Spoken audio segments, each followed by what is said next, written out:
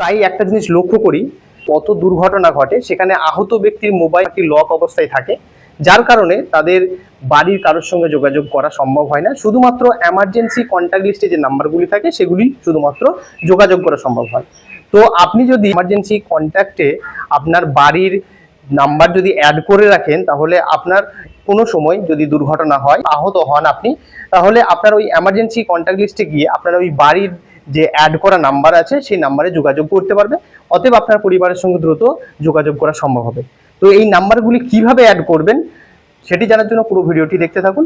এটি অ্যাড করার জন্য আপনি আপনার মোবাইলের সেটিংসটি অন করে নেবেন। অন করার পর পেজটি একটু উপর দিকে স্ক্রল করবেন।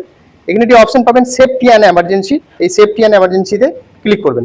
ক্লিক করলে অনেকগুলি অপশন পাবেন। এখানে একটি অপশন পাবেন এমার্জেন্সি কন্ট্যাক্ট। এই এমার্জেন্সি কন্ট্যাক্টে ক্লিক করবেন। ক্লিক করলে এখানে একটি অপশন পাবেন অ্যাড কন্ট্যাক্ট। এই অ্যাড কন্ট্যাক্টে ক্লিক করবেন।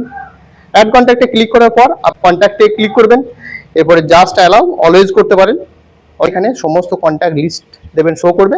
আপনার বাড়ির নাম্বারটিকে এখান থেকে সার্চ করে অ্যাড করে দেবেন। নাম্বারটা এখানে অ্যাড হয়ে গেছে। এইভাবে আপনারা বাড়ির নাম্বারটি অ্যাড করতে পারবেন। এবার সুবিধাটা কি দেখুন। এবারে দেখুন আমি মোবাইলটি লক করে দিচ্ছি। এরপরে এমার্জেন্সি কলে ক্লিক করলাম। ক্লিক করার পর এই ধরনের একটি ইন্টারফেস আসবে। এভাবে সরালাম। এখানে দেখুন এমার্জেন্সি কন্ট্যাক্ট লিস্টে একটি নাম্বার শো করছে, এটি আমার বাড়ির নাম্বার। এইভাবে আপনার বাড়ির নাম্বারটা শো করবে। ভিডিওটি যদি ইনফরমেটিভ মনে হয় লাইক এবং শেয়ার করবেন। এই ধরনের ভিডিও পাওয়ার জন্য পেজটিকে ফলো করে রাখবেন। ধন্যবাদ।